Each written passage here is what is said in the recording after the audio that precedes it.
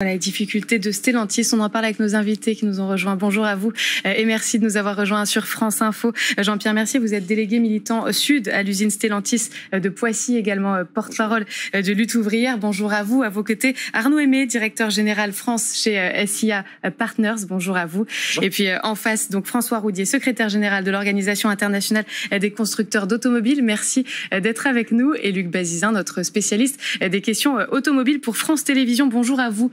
Jean-Pierre Mercier, vous y attendiez à ces résultats ? On savait, puisque la direction l'avait déjà annoncé, que les résultats seraient en dessous de ceux de l'année d'avant. Maintenant, c'est à comparer 2023, c'était 18,6 milliards. C'était extraordinaire, c'était énorme. À coup de fermeture d'usines, de suppression d'emplois, de blocage de salaires. Là, il y a encore 5,5 milliards de bénéfices. Et sur les 5,5 milliards de bénéfices, il y en a 2 qui sont consacrés exclusivement aux actionnaires. Donc, comme quoi, Stellantis, soi-disant, fait une mauvaise passe, pas pour les actionnaires. Ils vont être encore plus riches. Et au niveau des salariés, c'est la colère et le mécontentement. À la fois par rapport aux augmentations de salaire qui ont été annoncées, c'est 1,3 pour les ouvriers, une prime extrêmement faible. Et là, aujourd'hui, en ce moment même où je vous parle, il y a une centaine de salariés à l'usine Dordain Stellantis qui sont en débrayage. Ça a débrayé à Sochaux, ça a débrayé à Mulhouse. Oui, il y a une colère par rapport à ces augmentations de salaire qui sont ridicules. Et surtout, ces plans de fermeture d'usines en France, des usines de Douvrin dans le Pas-de-Calais et l'usine de Poissy où je travaille, ces plans de fermeture d'usines qui sont toujours pas arrêtés, qui sont toujours en cours. Et ça, c'est lamentable, c'est révoltant, parce qu'il y a l'argent pour maintenir ces usines en l'état. Vous, Jean-Pierre Mercier, vous l'avez constaté, les conséquences justement de cet effondrement du marché nord-américain ? On l'a constaté dans les déclarations. Il y a eu quand même une baisse d'activité ? Non, pas chez nous, pas en France en tout cas. Les usines tournent à fond les manivelles. À Poissy, ils viennent d'augmenter la vitesse de chaîne. Par contre, on a subi des suppressions d'emplois, des plans de départ dits volontaires, mais qui sont de moins en moins volontaires. Et justifié comment alors ? Justifié qu'il faut faire des économies. Et Carlos Tavares parti, c'est exactement le même discours, c'est exactement la même politique vis-à-vis des salariés, c'est-à-dire salaire minimum, on supprime je sais pas combien de postes et on augmente la cadence et la vitesse de chaîne pour sortir plus de voitures avec moins de salariés. Et il y a un moment donné, forcément, ça va craquer. Alors moi, je parle du bas, je parle pas du haut. Je parle du bas, c'est-à-dire des ouvriers, des techniciens, des cadres. Et à un moment donné, ça va craquer. Et cette colère qui est salutaire, eh bien, elle sera la bienvenue. On remettra les choses en ordre. Alors, pour continuer sur Stellantis, certains détracteurs du groupe vont parler justement du fait que c'est plus forcément un constructeur, mais que c'est un assembleur. Est-ce que c'est ça aussi la difficulté de Stellantis ? Alors là, j'ai du mal à voir la différence. Non, c'est un constructeur automobile. C'est-à-dire qu'on construit en kit avec des pièces qui viennent de partout et qu'on fait que les assembler maintenant. C'est vrai aussi. Il y a les deux. Notamment quand j'entends parler... On construit plus de A à Z, voilà, au même endroit. Juste, je voudrais faire une remarque sur cette énorme crise, soi-disant cette énorme crise industrielle. Non, c'est faux. Ça, c'est la langue de bois. Mais par rapport à des années précédentes, c'est toujours relatif.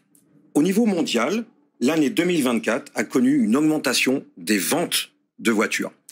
Ils ont récupéré le niveau d'avant Covid. Elle est où la crise ? La crise, elle est du côté des salariés. Elle est du côté de ceux qui fabriquent la richesse, qui fabriquent les dividendes et les bénéfices, parce que, encore une fois, les bénéfices sont au rendez-vous pour les actionnaires. Mais sinon, pour répondre à votre question sur les assembleurs, oui, Stellantis, par exemple, fabrique en Chine des véhicules, c'est Leapmotor, sous la marque Leapmotor, en kit, les fait transiter, les fait passer à travers la frontière européenne sans du coup payer les taxes douanières, les fait monter dans une usine Fiat en Pologne et puis va les commercialiser via le réseau commercial de Stellantis. Donc la famille Agnelli et la famille Peugeot, les principaux actionnaires de Stellantis, gagnent de l'argent en important des voitures fabriquées en Chine, en Europe. Et à l'intérieur de l'Europe, à l'intérieur des usines européennes, le discours des actionnaires, c'est de nous dire « vous coûtez trop cher par rapport aux camarades en Chine ». Voilà, et c'est vraiment, c'est ça le capitalisme, c'est ça la loi du marché. Jean-Pierre Mercier ? Oui, sur le retour du diesel chez Stellantis, je ne sais pas, parce qu'il y a les annonces.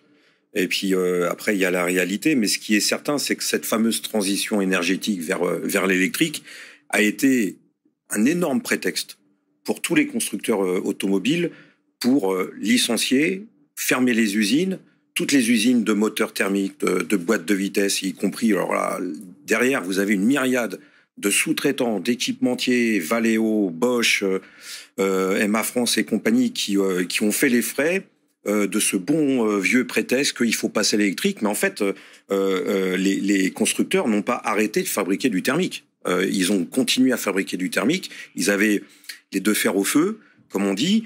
Et voyant que de toute façon l'électrique ça marche pas, voilà, on a beau faire, mais de toute façon, si vous voulez acheter une voiture, vous achetez pas une électrique. Enfin, bon, moi je parle vraiment personnellement, mais derrière ça a été une casse sociale sans nom, sans précédent. Là, oui, il y a une vraie crise au niveau de l'automobile, une crise au niveau de l'emploi. Ils nous l'ont fait payer extrêmement cher, et on va peut-être même repayer derrière pour le repassage thermique, avec encore une avalanche d'aides publiques qui vont se chiffrer en milliards, c'est-à-dire nos impôts, qui vont servir au retour à une production thermique beaucoup plus grande. Et c'est quand même révoltant le fait que c'est les salariés qui ont payé ce passage au thermique. Et on voit les actionnaires qui... À l'électrique. Ou à l'électrique, excusez-moi, et on voit les actionnaires qui se sont goinfrés et qui ont explosé leurs bénéfices. Alors, on va revenir sur le constat mécanique contre tech. Vous le validez, vous le vivez au quotidien. Nous, je peux vous dire qu'en interne, on est écœurés.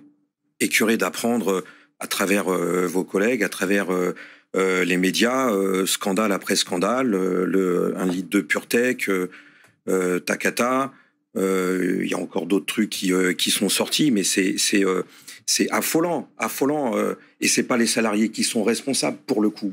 Franchement, j'attaque pas les salariés. Hein. Non, mais moi je le dis parce que ce qui pêche dans toutes ces affaires, c'est cette volonté au niveau des directions, des grandes directions, et Carlos Tavares est un responsable parmi d'autres, c'est de produire toujours plus, innover toujours plus vite, mais en donnant moins de moyens humains, c'est-à-dire moins de chercheurs, en supprimant des investissements au niveau de la recherche et développement. C'est-à-dire vous avez moins de temps pour sortir un nouveau moteur, vous avez une recherche de minimiser les coûts de recherche et de fabrication qui sont maintenant extraordinaires, ce qui donne ce que ça a donné chez Stellantis. La courroie qui baigne dans l'huile, bon, moi je suis qu'un ouvrier, mais franchement ça me parle pas. Takata, c'est monstrueux, Takata. Comment une direction d'entreprise a pu continuer à faire monter des airbags qui sont responsables de décès, et ils le savaient. Là, il y a quelque chose qui est complètement, mais inhumain et complètement dingue. Quand on sait en plus qu'en interne, dans les usines, vous faites une faute sur la chaîne, une faute de qualité, vous êtes sanctionné immédiatement. Quand vous êtes bousillé par le travail, vous avez votre santé qui est détruite, vous n'arrivez plus à tenir un poste, vous êtes licencié pour inaptitude physique. Et c'est ça, cette différence de 2 poids 2 mesures qui est gigantesque. Pour eux, si je peux réagir sur les propos d'avant, parce que ça me fait un peu bouillonner, je pense que l'image de Stellantis, ça peut être écornée quand on dit des choses fausses, ou quand on cache l'arbre qui cache la forêt, ou quand on dénigre son employeur. Sur le sujet des airbags Takata, ce que je comprends, c'est que c'est les airbags défectueux, ils ont été montés entre 2008 et 2013, que les problèmes, ils ont été constatés ensuite, et que les modèles qui sont appelés sont des modèles... Sérieux ? Ils le savaient que c'était très dangereux. Aux États-Unis, ils avaient arrêté de les monter. Et Carlos Tavares était au courant. C'est sciemment qu'il a donné l'ordre. Les modèles qui sont rappelés, c'est bien ceux entre 2008 et 2013. Les véhicules qui sont rappelés. Mais cet airbag Takata était connu comme dangereux. Excusez-moi. En tout cas, on parle de mort et de mutilés. On va pas refaire le match, mais sur le patriotisme.